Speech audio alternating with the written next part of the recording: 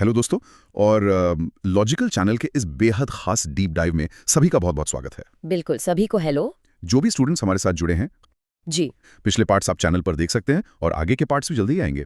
तो आज का जो हमारा मिशन है वो है सेक्शन 46 से लेकर 73F। हम इसे कहानी के जरिए समझेंगे ताकि एग्जाम में कोई भी सवाल गलत ना हो। बिल्कुल। और इस पूरी कहानी को समझने के लिए हमने 2 किरदार सोचे हैं। अरे वाह, कौन कौन? एक है रमेश, जो एक मैन्युफैक्चरिंग फैक्ट्री में भारी मशीन ऑपरेटर है, और दूसरी है प्रिया, जो उसी फैक्ट्री की असेंबली लाइन पर काम करती है। अच्छा, तो मतलब रमेश और प्रिया की जिंदगी में जो होगा उससे हम कानून समझेंगे।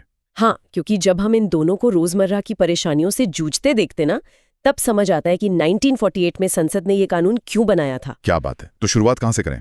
सबसे पहले इस पूरे इकोसिस्टम की नींव देखते हैं, जो सेक्शन 46 में है। Section 46, okay. ये सेक्शन किसी भी बीमित कर्मचारी को, यानी इंश्योर्ड पर्सन को 6 पक्के वैधानिक अधिकार देता है, जिसे हम स्टैट्यूटरी राइट्स कहते हैं। बिल्कुल।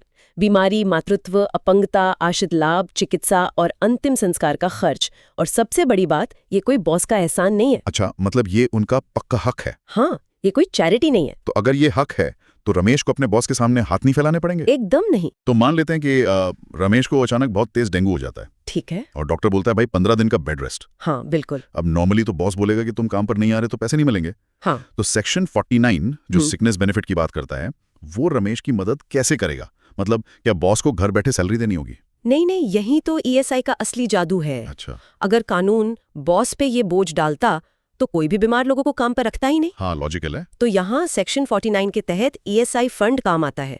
रमेश बस अपनी पास की ईएसआई डिस्पेंसरी जाएगा, वहां से एक मेडिकल सर्टिफिकेट लेगा और ईएसआईसी उसे उसकी तय मजदूरी का एक हिस्सा सीधा कैश में दे देगी। अरे वाह, मतलब बॉस का सरदर्द खत्म। बिल्कुल, बॉस की कोई वित्तीय जिम्मेदारी नहीं है। ये तो बहुत बढ़िया बैलेंस है ना? और मुझे लगता है प्रिया के केस में ये बैलेंस और भी काम का होगा। मान लेते हैं प्रिया अपने पहले बच्चे की उम्मीद कर रही है। बहुत अच्छा उदाहरण है। यहाँ आता है सेक्शन 50, मैटरनिटी बेनिफिट वाला। हाँ, पुराने समय में अक्सर कंपनियां महिलाओं को नौकरी देने से बचती थीं, क्योंकि उन्हें लगता था कि मैटरनिटी लीव का खर्च उन्हें उठाना पड़ेगा। हाँ, जिसे लोग मैटरनिटी पेनल्टी भी कहते हैं। बिल्कुल।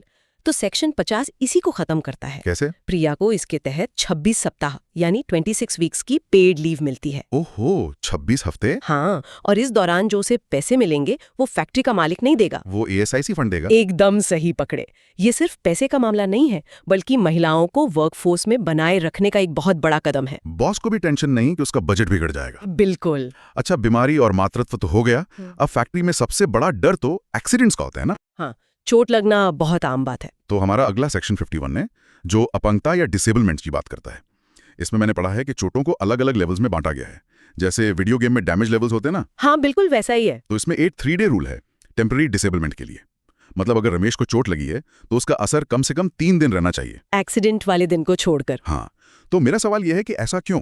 अगर रमेश एक दिन के लिए काम पर नहीं आ पाया चोट की वजह से, तो उसे लाभ क्यों नहीं मिलना चाहिए? देखिए, इसके पीछे एक बहुत ही प्रैक्टिकल कारण है। क्या? अगर ईएसआई हर छोटी खरोंच या एक दिन की मोच के लिए क्लेम पास करने लगे तो पूरा सिस्टम पेपर वर्क में ही डूब जाएगा। अच्छा, मतलब एक फिल्टर लगा दिया है। हाँ, ताकि फंड और एनर्जी उन लोगों पर लगे जिन्हें सच में गंभीर चोट आई है। समझ गया। और परमानेंट डैमेज का क्या? उसके लिए परमानेंट पार्शियल और परमानेंट टोटल डिसेबलमेंट की श्रेणियां हैं। मतलब स्थायी आंशिक और स्थायी पूर्ण। हाँ, अगर रमेश की उंगली कट जाती है तो उसकी कमाने की क्षमता थोड़ी कम हो गई, तो उसे जिंदगी भर पेंशन मिलेगी। बिल्कुल। अनुसूची 2 यानी शेड्यूल 2 के पार्ट 2 में हर चोट का 1% तय है, उसी हिसाब से पेंशन। हाँ, और अगर बहुत बुरा हुआ, मान लीजिए दोनों हाथ खो दिए, तो वो पार्ट 1 में आता है, जहां 100% आजीवन पेंशन मिलती है। ओहो। अच्छा, अब यहाँ मैं थोड़ा सा आपको पुशबैक करूंगा। एक ऐसा सवाल जो मुझे हमेशा परेशान करता है। पूछिए। मान लीजिए रमेश फैक्ट्री का एक रूल तोड़ देता है। ओके। वो बिना पूछे अपनी मर्जी से फॉकलिफ्ट चलाता है, जिसकी उसे ट्रेनिंग भी नहीं है। ओके। और एक्सीडेंट हो जाता है। हाँ। अब अगर मैं अपनी कंपनी का रूल तोड़ूं तो मुझे तो निकाल देंगे, लेकिन सेक्शन 51B कहता है कि उसे फिर भी लाभ मिलेगा। ये क्या बात हुई? कानून गलती करने वाले को इनाम क्यों दे रहा है? ये ना लेबर लॉ का बहुत ही दिलचस्प पहलू है। इसे नोशनल एक्सटेंशन कहते हैं। Notional extension? हाँ, कानून यहाँ ये नहीं देखता कि नियम टूटा या नहीं, बल्कि ये देखता है कि रमेश की नीयत क्या थी। नीयत मतलब? अगर उसने मस्ती के लिए फॉर्कलिफ्ट चलाई होती तो उसे कुछ नहीं मिलता। अच्छा। लेकिन अगर उसने इसलिए चलाई क्योंकि उसे लगा कि माल जल्दी लोड हो जाएगा, तो उसकी नियत कंपनी का फायदा करने की थी। अरे वाह। हाँ, कानून समझता है कि मजदूर अक्सर उत्साह में काम जल्दी करने के चक्कर में नियम तोड़ देते हैं। तो क्योंकि वो बॉस के फायदे के लिए कर रहा था इसलिए वो कावर्ड है। बिल्कुल, कानून उसकी गलती माफ करके उसे पूरी सुरक्षा देता है। ये तो बहुत डीप है। अच्छा, क्या ये सुरक्षा सिर्फ फैक्ट्री की दीवारों के अंदर तक है? नहीं, सेक्शन 51C से 51E इसी दायरे को बढ़ाते हैं। कैसे? जैसे सेक्शन 51C कहता है कि अगर रमेश कंपनी की बस में सफर कर रहा है और एक्सीडेंट हो जाए तो वो कवर्ड है। ओके। सेक्शन 51D में अगर वो इमरजेंसी में आग बुझा रहा है तब भी सुरक्षित है। और आने जाने का क्या, कम्यूटिंग? वो सेक्शन 51E में आता है। घर से काम और काम से घर जाने के दौरान दुर्घटना भी इस ढाल के अंदर है। मतलब पूरा कवच पहना रखा है रमेश को। हाँ। लेकिन ये तो एक्सीडेंट्स की बात हुई। हाँ। कुछ खतरे ऐसे भी होते हैं जो धीरे धीरे पनपते हैं। आप ऑक्यूपेशनल डिजीज की बात कर रहे हैं ना? हाँ, मान लीजिए प्रिया कई साल पहले एक एस्बेस्टस की फैक्ट्री में काम करती थी। ठीक है। उसके फेफड़ों में धूल जाती रही। हाँ। और अब सालों बाद उसे एस्बेस्टोसिस नाम की बीमारी हो गई। हाँ। अब वो कैसे साबित करेगी कि किस दिन किस समय उसे ये बीमारी लगी? हाँ। ये तो मेडिकली इम्पॉसिबल है। एकदम इम्पॉसिबल है। और इसीलिए सेक्शन 52A बनाया गया। अच्छा। ये सेक्शन लीगल प्रिजम्पशन यानी कानूनी धारणा का इस्तेमाल करता है। वो क्या होता है? ESI एक्ट के शेड्यूल 3 में ना कुछ बीमारियों की लिस्ट है जो खास इंडस्ट्री से जुड़ी हैं। तो अगर प्रिया की बीमारी उस लिस्ट में है और उसने उस खास इंडस्ट्री में काम किया है तो बात खत्म। मतलब कानून खुद मान लेगा कि बीमारी काम की वजह से ही हुई है। बिल्कुल, प्रिया को कुछ भी साबित करने की जरूरत नहीं है। वाह, कानून तो सच में मजदूरों के लिए रास्ते आसान कर रहा है। लेकिन वेट, क्या इसका मतलब ये है कि रमेश या प्रिया हर जगह से पैसे वसूल सकते हैं? मतलब ESI से भी पैसे ले लें और फिर सिविल कोर्ट में जाकर वर्कमेंस कंपनसेशन एक्ट के तहत बॉस पर केस भी ठोक दें? अरे नहीं, यहीं पे सेक्शन 53 आता है, बार अगेंस्ट डबल कंपनसेशन। मतलब आप दोनों हाथों में लड्डू नहीं रख सकते? एकदम सही।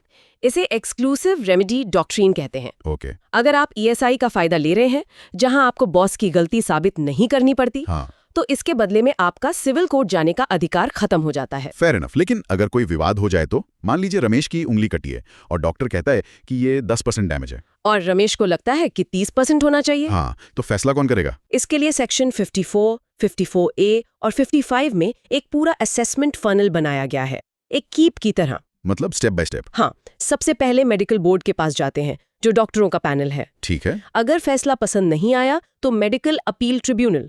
और अगर मैटर कानूनी हो जाए तो?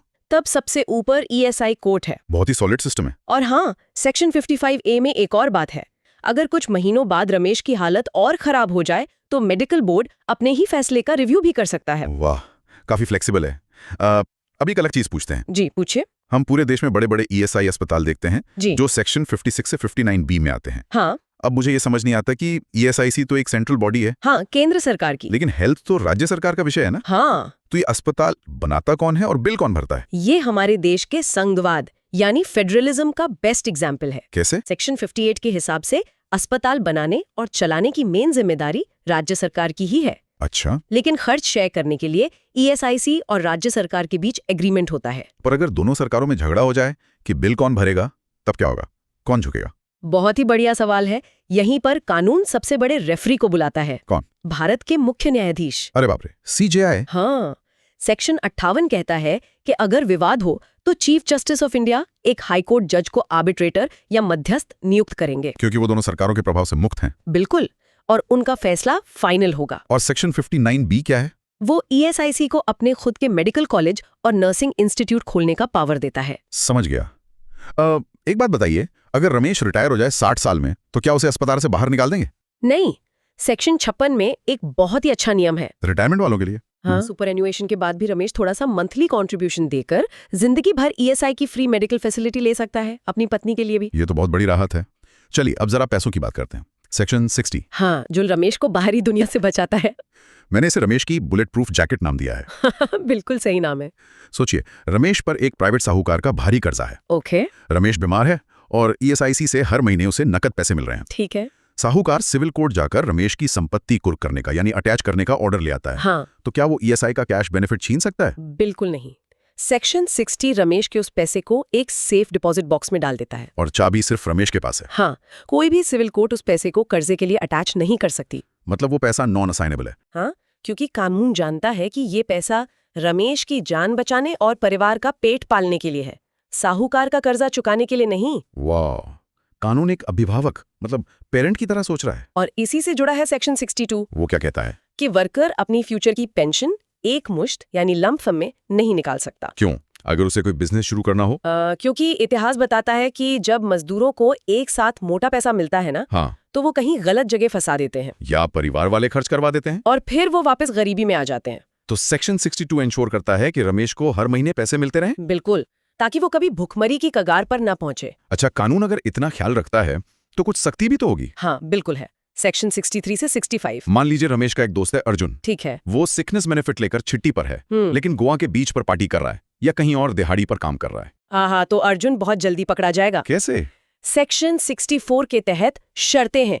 आप डॉक्टर की बात मानेंगे और बिना परमिशन वो इलाका नहीं छोड़ सकते जहां इलाज चल रहा है। मतलब गोवा का प्लान कैंसिल। हाँ, और सेक्शन 63 कहता है कि जिस दिन आप सिकनेस बेनिफिट ले रहे हैं आप कहीं और काम नहीं कर सकते। इसे डबल डिपिंग कहते हैं शायद। हाँ, जो कि सख्त मना है। और सेक्शन 65 वो कहता है कि प्रिया एक ही समय में बीमारी और मातृत्व दोनों का नगद लाभ एक साथ कंबाइन नहीं कर सकती। जो ज्यादा हो वो चुन ले। एग्जैक्टली। अब आते हैं मेरे फेवरेट पार्ट पर, बॉस की शामत। हाँ, सेक्शन 68 से 70। हाँ, अगर फैक्ट्री का मालिक ईएसआई में अपना हिस्सा जमा ही ना करे तो ईएसआईसी पहले रमेश का नुकसान नहीं होने देगी। उसे पूरे पैसे मिल जाएंगे। हाँ, लेकिन उसके बाद ईएसआईसी उस बॉस के पीछे पड़ेगी सेक्शन 68 के तहत। क्या पेनाल्टी लगेगी? जितना पैसा बॉस ने जमा नहीं किया था ईएसआईसी उसका 2 गुना तक वसूल सकती है। 2x penalty. अरे बाप रे। और ये वसूली किसी नॉर्मल कोर्ट केस की तरह नहीं होती, ये एरियर ऑफ लैंड रेवेन्यू की तरह होती है। मतलब सीधे संपत्ति जब्त। बिल्कुल। और क्या ईएसआईसी उस बॉस को भी पकड़ सकती है जिसकी फैक्ट्री इतनी गंदी है कि वर्कर बार बार बीमार पड़ रहे हैं? हाँ, ये सेक्शन 69 में है। अच्छा। अगर डेटा दिखाता है कि रमेश की फैक्ट्री में लोग आसपास की दूसरी फैक्ट्रियों से ज्यादा बीमार पड़ रहे हैं, तो मतलब प्रॉब्लम फैक्ट्री के अंदर है। हाँ, ऐसे में ईएसआईसी बीमार मजदूरों के इलाज का सारा एक्स्ट्रा खर्च सीधे उस बॉस के नाम बिल कर सकती है। ये तो बॉस पर बहुत बड़ा प्रेशर है कि फैक्ट्री साफ और सुरक्षित रखे। एकदम सही। अब एक डर जो हर वर्कर को होता है, रमेश 15 दिन से डेंगू की वजह से छुट्टी पर है। हाँ। बॉस सोचता है कि यार ये तो काम नहीं आ रहा है, इसे निकाल देता हूँ, किसी और को रख लूंगा। तो सेक्शन 72 और 73 यहाँ एंटी रिटेलिएशन शील्ड बन जाते हैं। मतलब कोई बदला नहीं ले सकता। हाँ, सेक्शन 73 कहता है कि ईएसआई में पैसा देने की वजह से बॉस किसी की सैलरी कम नहीं कर सकता। और जॉब से निकालने का क्या? सेक्शन 73 कहता है कि कोई भी बॉस बीमारी, मैटरनिटी लीव या अस्थायी अपंगता के दौरान कर्मचारी को डिसमिस या डिस्चार्ज नहीं कर सकता। और अगर उसने टर्मिनेशन लेटर दे दिया तो वो कानूनी तौर पे पूरी तरह इनवैलिड यानी शून्य माना जाएगा। गजब का प्रोटेक्शन करता है। मतलब जो ईएसआई अस्पताल हैं, क्या कोई आम आदमी भी वहाँ इलाज करा सकता है? अगर अस्पतालों में बेड्स खाली हैं, मतलब अंडर यूटिलाइज्ड हैं, तो सरकार नॉन इंश्योर्ड लोगों के लिए एक स्कीम ला सकती है।